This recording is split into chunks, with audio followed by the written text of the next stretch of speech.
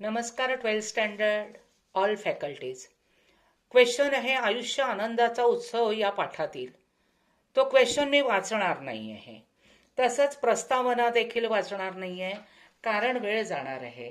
तर लहान सहान गोष्टींचा आनंद आपण प्रत्येक गोष्टीत घेऊ शकतो. मग आनंद आपल्याला अनुभवता येतो. आपल्या आयुष्याभोवती ज्याचं अस्तित्व असतं तोच अस्तित्वाचा आनंद असतो. त्यामध्ये श्वास आहे. श्वास काय करतं? शरीर आणि मन जोडणारा सेतू आहे.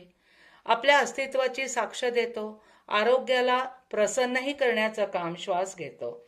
मनाशी नातं जोडण्यासही मदत करतो. मग आता शिकण्यातला आनंद आयुष्यभर न संपणारा असतो.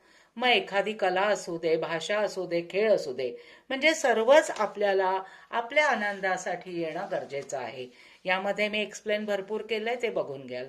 आता यामध्ये एखाद्या वेळेस बघा, सगळे मित्रमैत्रिणी खेळत असता, बोलत असता, गाण्याच्या भेंड्या करत असतो, आणि एकदम एखाद्याला जर म्हटलं की अरे गाणं म्हण, ती व्यक्ती नकारार्थी संवाद देते, म्हणजे मला येत नाही. आणि मग हा नकारार्थी संवाद जर चार चौघात आला तर आनंदाचे क्षण घेता येत नाही.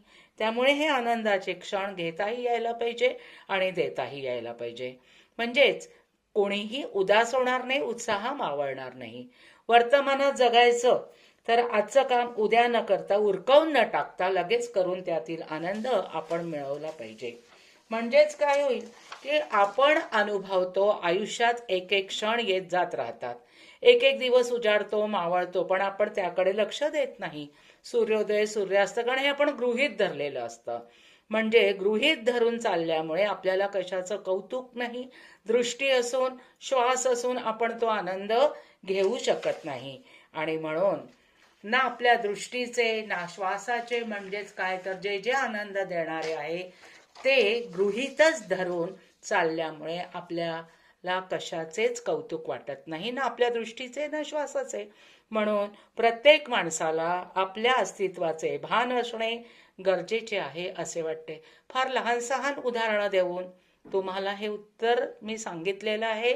सो सबस्क्राईब करा, लाईक करा. Wish you all the best बेटा.